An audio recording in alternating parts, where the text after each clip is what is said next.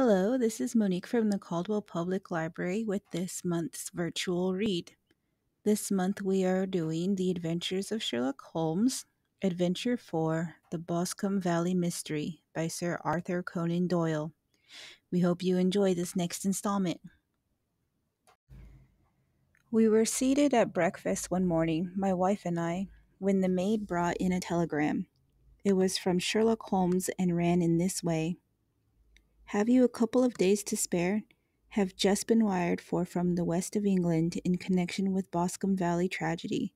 Shall be glad if you will come with me. Air and scenery perfect. Leave Paddington by the 11:15. What do you say, dear? Said my wife, looking across at me. Will you go?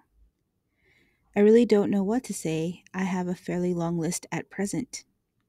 Oh, Anne Strutter would do your work for you. You have been looking a little pale lately. I think that the change would do you good, and you are always so interested in Mr. Sherlock Holmes' cases.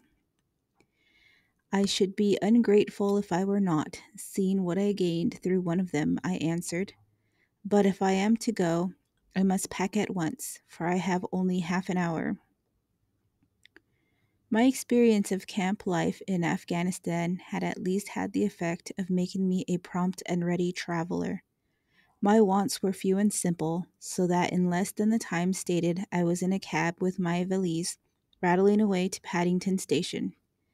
Sherlock Holmes was pacing up and down the platform, his tall, gaunt figure made even gaunter and taller by his long gray traveling cloak and close-fitted cloth cap. "It is really very good of you to come, Watson," said he.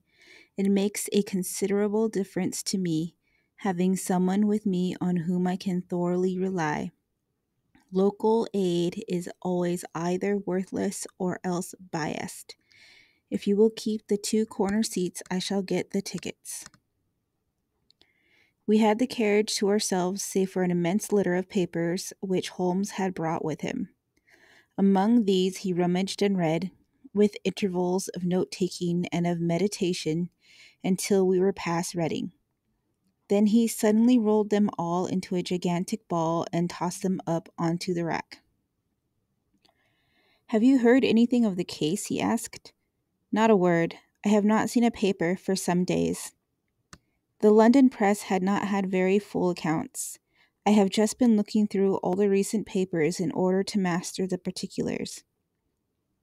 It seems, from what I gather, to be one of those simple cases which are so extremely difficult."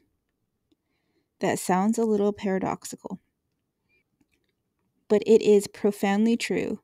Singularity is almost invariably a clue.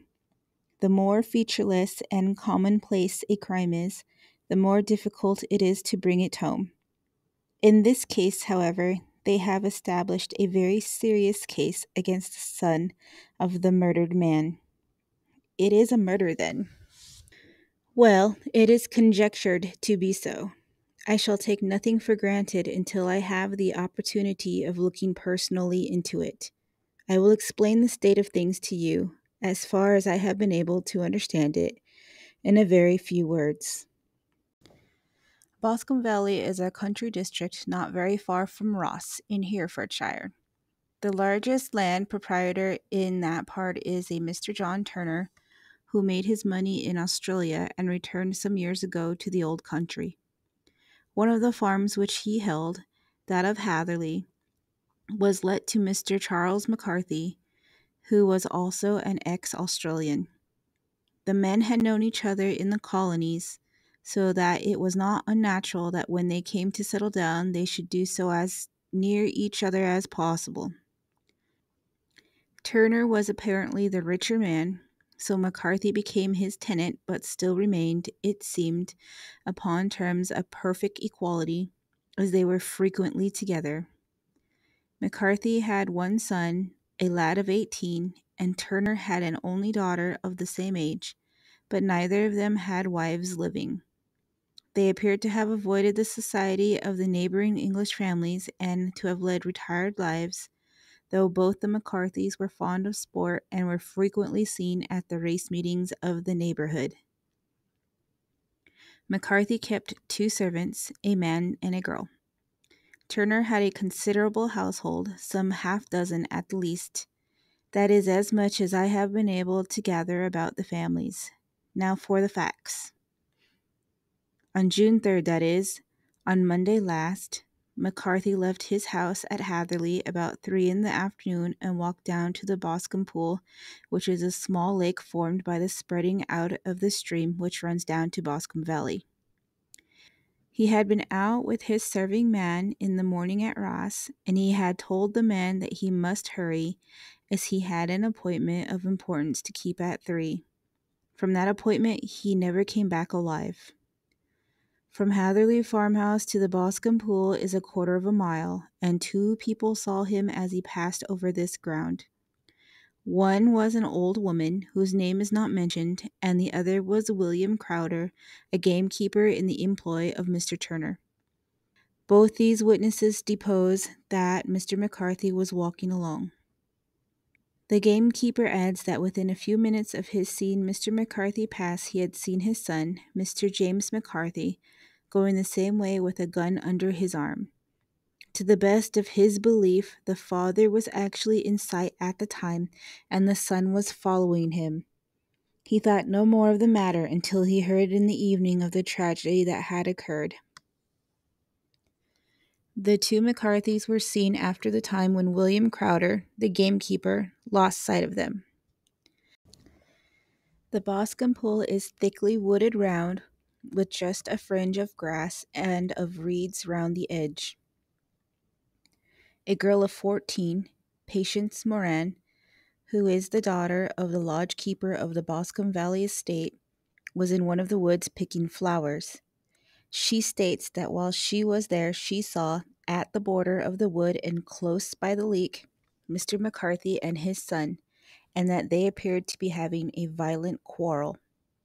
She heard Mr. McCarthy the elder using very strong language to his son, and she saw the latter raise up his hand as if to strike his father.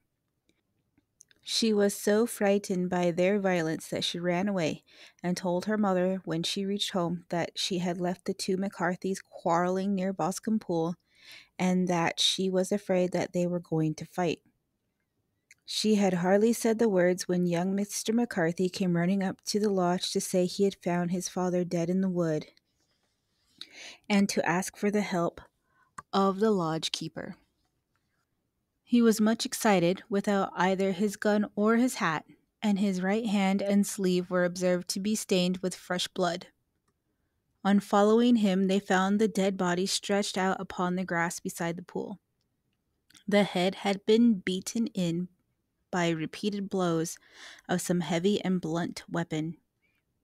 The injuries were such as might very well have been inflicted by the butt end of his son's gun, which was found lying on the grass within a few paces of the body. Under these circumstances, the young man was instantly arrested, and a verdict of wilful murder having been returned at the inquest on Tuesday, he was on Wednesday brought before the magistrates at Ross, who have referred the case to the next assizes. Those are the main facts of the case as they came out before the coroner and the police court. I could hardly imagine a more damning case, I remarked. If ever circumstantial evidence pointed to a criminal, it does so here. Circumstantial evidence is a very tricky thing, answered Holmes thoughtfully. It may seem to point very straight to one thing, but if you shift your own point of view a little, you may find it pointing in an equally uncompromising manner to something entirely different. It must be confessed, however, that the case looks exceedingly grave against the young man, and it is very possible that he is indeed the culprit. There are several people in the neighborhood, however, and among them Miss Turner, the daughter of the neighboring landowner, who believe in his innocence, and who have retained Lestrade, whom you may recollect in connection with the study in scarlet, to work out the case in his interest. Lestrade, being rather puzzled, has referred the case to me, and hence it is that two middle-aged gentlemen are flying westward at 50 miles an hour instead of quietly digesting their breakfasts at home. I am afraid, said I, that the facts are so obvious that you will find little credit to be gained out of this case. There is nothing more deceptive than an obvious fact, he answered, laughing. Besides, we may chance to hit upon some other obvious facts which may have been by no means obvious to Mr. Lestrade. You know me too well to think that I am boasting when I say I shall either confirm or destroy his theory by means which he is quite incapable of employing, or even of understanding. To take the first example to hand, I very clearly perceive that in your bedroom the window is upon the right-hand side, and yet I question whether Mr. Lestrade would have noted even so self-evident a thing as that. How on earth? My dear fellow, I know you well. I know the military neatness which characterizes you. You shave every morning, and in this season you shave by the sunlight, but since your shaving is less and less complete as we get farther back on the left side, until it becomes positively slovenly as we get round the angle of the jaw, it is surely very clear that this side is less illuminated than the other. I cannot imagine a man of your habits looking at himself in an equal light and being satisfied with such a result. I only quote this as a trivial example of observation and inference. Therein lies my métier, as it is just possible that it may be of some service in the investigation which lies before us. There are one or two minor points which were brought out in the inquest, and which are worth considering. What are they? It appears that his arrest did not take place at once, but after the return to Hatherley Farm. On the inspector of constabulary informing him that he was a prisoner, he remarked that he was not surprised to hear it, and that it was more than his deserts. This observation of his had the natural effect of removing any traces of doubt which might have remained in the minds of the coroner's jury. It was a confession, I ejaculated. No, for it was followed by a protestation of innocence. Coming on the top of such a damning series of events, it was at least a most suspicious remark. On the contrary, said Holmes, it is the brightest rift which I can at present see in the clouds. However innocent he might be, he could not be such an absolute imbecile as not to see that the circumstances were very black against him. Had he appeared surprised at his own arrest, or feigned indignation at it, I should have looked upon it as highly suspicious, because such surprise or anger would not be natural under the circumstances, and yet might appear to be the best policy to a scheming man. His frank acceptance of the situation marks him as either an innocent man, or else as a man of considerable self-restraint and firmness. As to his remark about his deserts, it was also not unnatural if you consider that he stood beside the dead body of his father, and that there is no doubt that he had that very day so far forgotten his filial duty as to bandy words with him, and even, according to the little girl, whose evidence is so important, to raise his hand as if to strike him. The self-reproach and contrition which are displayed in his remark appear to me to be the signs of a healthy mind rather than of a guilty one. I shook my head. Many men have been hanged on far slighter evidence, I remarked. So they have, and many men have been wrongfully hanged. What is the young man's own account of the matter? It is, I am afraid, not very encouraging to his supporters, though there are one or two points in it which are suggestive. You will find it here and may read it for yourself. He picked out from his bundle a copy of the local Hertfordshire paper, and having turned down the sheet, he pointed out the paragraph in which the unfortunate young man had given his own statement of what had occurred. I settled myself down in the corner of the carriage and read it very carefully. It ran in this way. Mr. James McCarthy, the only son of the deceased, was then called and gave evidence as follows. I had been away from home for 3 days at Bristol, and had only just returned upon the morning of last Monday the 3rd. My father was absent from home at the time of my arrival, and I was informed by the maid that he had driven over to Ross with John Cobb, the groom. Shortly after my return, I heard the wheels of his trap in the yard, and, looking out of my window, I saw him get out and walk rapidly out of the yard, though I was not aware in which direction he was going. I then took my gun and strolled out in the direction of the Boscombe Pool with the intention of visiting the rabbit warren, which is upon the other side. On my way, I saw William Crowder, the gamekeeper, as he had stated in his evidence, but he is mistaken in thinking that I was following my father. I had no idea that he was in front of me. When about 100 yards from the pool, I heard a cry of cooey, which was a usual signal between my father and myself. I then hurried forward and found him standing by the pool. He appeared to be much surprised at seeing me and asked me rather roughly what I was doing there. A conversation ensued which led to high words and almost to blows, for my father was a man of a very violent temper. Seeing that his passion was becoming ungovernable, I left him and returned towards Hatherley Farm. I had not gone more than 150 yards, however, when I heard a hideous outcry behind me, which caused me to run back again.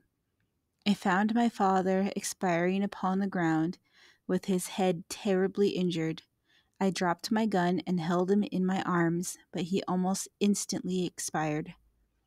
I knelt beside him for some minutes, and then made my way to Mr. Turner's lodge-keeper, his house being the nearest, to ask for assistance. I saw no one near my father when I returned, and I have no idea how he came by his injuries. He was not a popular man, being somewhat cold and forbidding in his manners, but he had, as far as I know, no active enemies. I know nothing further of the matter. That concludes part 1 of this week's virtual reading. Tune in next week to hear more from the Boscombe Valley Mystery. See you then.